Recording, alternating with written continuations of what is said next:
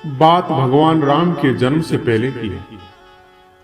जब भील आदिवासी कबीले के मुखिया अज के घर बेटी पैदा हुई। उसका एक नाम श्रवणा और दूसरा नाम सबरी रखा गया। सबरी की मां इंदुमती उसे खूब प्यार करती थी। बचपन से ही सबरी पशु पक्षियों की भाषा समझकर उनसे बातें किया करती। और जब सबरी की मां उसे देखती तो कुछ समझ नहीं पाती। कुछ समय बाद एक पंडित ने सबरी के पिता को बताया कि सबरी आगे चलकर सन्यासी बन सकती है। इस बात का पता चलते ही सबरी के पिता ने उसका रिश्ता तय कर दिया। जैसे ही शादी का दिन नजदीक आया तो सबरी के घर वालों ने खूब सारी बकरियां और अन्य जानवर घर के पास लाकर बांध दिए। एक दिन सबरी की मां जब उसके बाल बना रही थी तो उसने मां से पूछा कि इतने सारे जानवर हमारे घर क्यों लाए गए हैं। मां ने जवाब दिया, बेटी, तुम्हारा विवाह होने वाला है, इसलिए हम लोगों ने इनका इंतजाम बलि के लिए किया है। तुम्हारी शादी के दिन ही बलि प्रथा होगी और फिर इनसे स्वादिष्ट भोजन बनाकर सबको परोसा जाएगा। यह सब सुनकर सबरी दुखी हो गई। काफी देर तक सबरी ने उन जानवरों को आजाद करने के बारे में सोचा। सोचते सोचते सबरी के मन में हुआ कि अगर ये जानवर यहां नहीं होंगे तो इनकी बलि रुक सकती है। ऐसा नहीं हुआ तो मेरे घर से कहीं चले जाने पर ही यह बलि रुकेगी। जब मैं ही नहीं रहूंगी तब न विवाह होगा और न ही बलि बलि। इससे इन मासूम जानवर बच जाएंगे। इसी सोच के साथ जानवरों को रखी गई जगह पर सबरी पहुंची। उसने सोचा कि उन्हें खोल देती हूं, लेकिन वो ऐसा नहीं कर पाई। उसके बाद सबरी जंगल की तरफ भागने लगी। भागते भागते सबरी ऋषि पर्वत पहुंच गई। वहां करीब 10,000 ऋषि रहा करते थे। सबरी को लगा कि वो भी इसी जंगल में किसी तरह ऋषि मुनियों की सेवा करके अपना जीवन जी लेगी। वो चुपचाप उसी जंगल में एक हिस्से में किसी तरह से रहने लगी। सबरी रोजाना ऋषि मुनियों की झोंपड़ी के आगे झाड़ू लगाती और हवन के लिए लकड़ियां भी लाकर रख देती। ऋषि मुनियों को समझ नहीं आ रहा था कि जंगल में उनके काम अपने आप कैसे हो रहे हैं।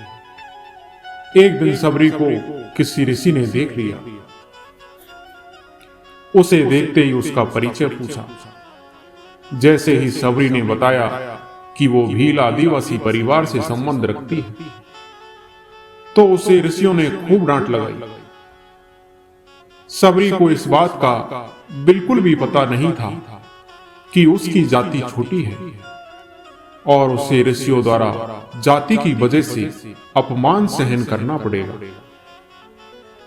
इतना सब होने के बाद भी सबरी हर ऋषि मुनियों के दरवाजे पहुंचती और उनके आंगन में झाड़ू लगाकर उनसे गुरु दीक्षा देने के लिए कहती। हर कोई सबरी को उसकी जाति की वजह से अपने आश्रम से भगा देता था। ऐसा होते होते काफी समय बीत गया। उसके बाद सबरी मतंग ऋषि की कुटिया में पहुंची। वहां पहुंचकर मतंग ऋषि को सबरी ने बताया कि वो उनसे गुरु दीक्षा लेना चाहती है। उन्होंने खुशी खुशी उसे अपने गुरुकुल में रहने दिया और भगवान से जुड़ा ज्ञान देते रहे। सबरी ने भी अपने गुरु मतंग ऋषि की सेवा करने में कोई कसर नहीं छोड़ी। वो गुरुकुल के भी सारे काम करती थी। सबरी से खुश होकर मतंग ऋषि ने उसे बेटी मान लिया था। समय के साथ मतंग ऋषि का शरीर बूढ़ा हो गया। उन्होंने एक दिन सबरी को अपने पास बुलाया और कहा, बेटी, मैं अपना देह त्यागना चाहता हूं। बहुत साल हो गए इस शरीर में रहते रहते। सबरी ने दुखी मन से कहा, आपके ही सहारे मैं इस जंगल में रह पाई हूं। आप ही चले जाएंगे तो मैं जीकर क्या करूंगी। आप अपने संग मुझे भी ले जाइए, मैं भी देह त्याग दूंगी। मतंग ऋषि ने जवाब दिया, बेटी, तुम्हें चिंता करने की जरूरत नहीं है। राम तुम्हारी चिंता करेंगे और ध्यान भी रखेंगे। सबरी ने राम का नाम सुनने के बाद पूछा, वो कौन है और उन्हें मैं किस तरह ढूंढूंगी। मतंग ऋषि ने बताया, राम कोई और नहीं भगवान है। वो तुम्हें सारे अच्छे कर्मों का फल देंगे। तुम्हें उन्हें ढूंढने की कोई जरूरत नहीं है। वो एक दिन खुद तुम्हें खोजते हुए इस कुटिया में आएंगे और तुम्हें उनके हाथों ही मोक्ष मिलेगा। तब तक तुम इसी आश्रम में रहो। इतना कहते ही मतंग ऋषि ने अपना शरीर त्याग दिया। सबरी के मन में मतंग ऋषि के जाने के बाद से ही एक ही बात थी कि भगवान राम स्वयं उनसे मिलने आएंगे। वो रोज भगवान राम से मिलने के लिए बाग से अच्छे अच्छे फूल लाकर पूरा आश्रम सजाती और भगवान के लिए बेर तोड़ कर लाती। भगवान के लिए बेर चुनते हुए सबरी उन्हें चख लेती थी ताकि भगवान को सिर्फ मीठे बेर ही दे सके। रोजाना सबरी इसी तरह भगवान के दर्शन की आस में फूल और बेर इकट्ठा करती रहती थी। इसी तरह इंतजार में कई साल बीत गए। सबरी का शरीर एकदम वृद्ध हो गया। एक दिन आश्रम के पास के ही तालाब में सबरी पानी के लिए गई। तभी पास के एक ऋषि ने उसे अछूत कहते हुए वहां से भागने के लिए कहा और एक पत्थर मार दिया। वो पत्थर जब सबरी को लगा तो उसे चोट लगी और खून बहने लगा। बहते हुए खून की एक बूंद उसी तालाब के पानी में गिर गई। तभी पूरा तालाब का पानी खून में बदल गया।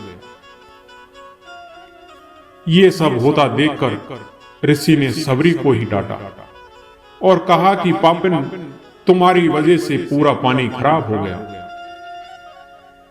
रोज ऋषि उस पानी को साफ करने के लिए अपनी कई तरह की विद्याओं का इस्तेमाल करते। कई सारे जतन करने के बाद भी कुछ नहीं हुआ।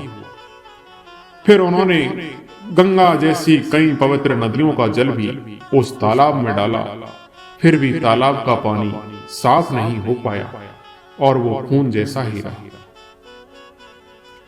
कई सालों तक तालाब के पानी को साफ करने की कोशिश के बाद भी कुछ काम नहीं आया, तो ऋषि ने थककर सब कुछ छोड़ दिया। इस घटना के कई सालों के बाद भगवान राम अपनी पत्नी सीता के हरण के बाद उन्हें ढूंढते हुए उसी तालाब के पास पहुंचे। ऋषि मुनियों ने उन्हें पहचान लिया। भगवान को वहां देखकर ऋषियों ने तालाब का पानी साफ करने के लिए भगवान को अपने पैर उसमें डालने के लिए कहा, लेकिन पानी जैसे का जैसे ही था। ऋषि मुनियों ने भगवान से भी कई अन्य जतन करवाए, लेकिन वो पानी जस का तस खून जैसा ही रहा। तब भगवान ने ऋषियों से पानी के रक्त में बदलने की कहानी पूछी। तब ऋषि ने सबरी को पत्थर मारने वाली सारी बात बता दी। उसके बाद कहा कि वो महिला ही अपवित्र है, छोटी जात की है, इसलिए ये सब हुआ है।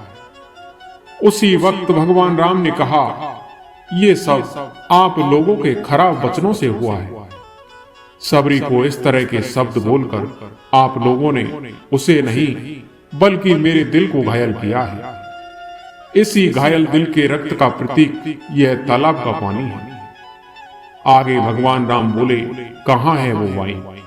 मैं उनसे मिलना चाहता हूँ। तब तक सबरी उसी तालाब के पास पहुंच जाती है।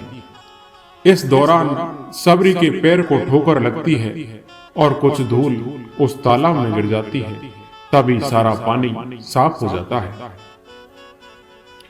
भगवान सबसे कहते हैं कि देखिए, आप लोगों ने क्या कुछ नहीं किया, लेकिन पानी साफ नहीं हो पाया।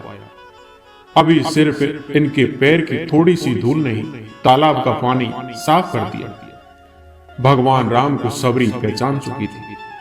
उन्हें प्रणाम करके सबरी ने कहा, भगवान आप मेरे साथ कुटिया में चलिए। भगवान भी खुशी खुशी सबरी के साथ चल पड़े। फूलों से सबरी ने भगवान राम का स्वागत किया। वो सीधे बेर तोड़ने के लिए भाग गई और चक चक कर उनके लिए बेर लेकर आई। उन्होंने बड़े ही प्यार से भगवान राम और उनके भाई लक्ष्मण को बेर दिए। भगवान राम ने भी उतने ही प्यार से उन बेर को खाना शुरू किया। तभी बेर देखकर मुंह बनाते हुए लक्ष्मण ने कहा, भैया ये बेर झूठे हैं, इन्हें आप कैसे खा सकते हैं? भगवान ने जवाब दिया, लक्ष्मण ये झूठे नहीं बल्कि बहुत मीठे हैं। सबरी माई हम सबके लिए ये बहुत प्यार से तोड़कर लाई। इतना कहकर भगवान राम प्यार से उन बेर को खाने लगे। भगवान ने जाते हुए सबरी माई से कहा, आप मुझसे जो चाहें वो मांग सकती हैं। सबरी ने कहा, मतंग ऋषि के कहने पर मैं आज तक सिर्फ आपके दर्शन के लिए जी रही थी। अब आप मुझे मोक्ष प्रदान कीजिए। मैं अपना शरीर आपके सामने ही त्यागूंगी। उसी वक्त सबरी ने अपना शरीर त्याग दिया। भगवान राम ने अपने हाथों से उनका अंतिम संस्कार किया और सीता मां की खोज में आगे बढ़ गए। इस तरह से ऋषि मतंग की बात सच साबित हुई और सबरी को भगवान राम के दर्शन भी हुए। तभी से भगवान राम को सबरी के राम भी कहा जाने लगा। दोस्तों, कहानी से हमें यही सीख मिलती है कि सच्ची श्रद्धा हो तो भगवान के दर्शन जरूर होते हैं। दोस्तों, मैं आशा करता हूँ ये कहानी आपको जरूर पसंद आई होगी। अगर कहानी आपको पसंद आई हो तो वीडियो को लाइक और सब्सक्राइब जरूर करें। धन्यवाद।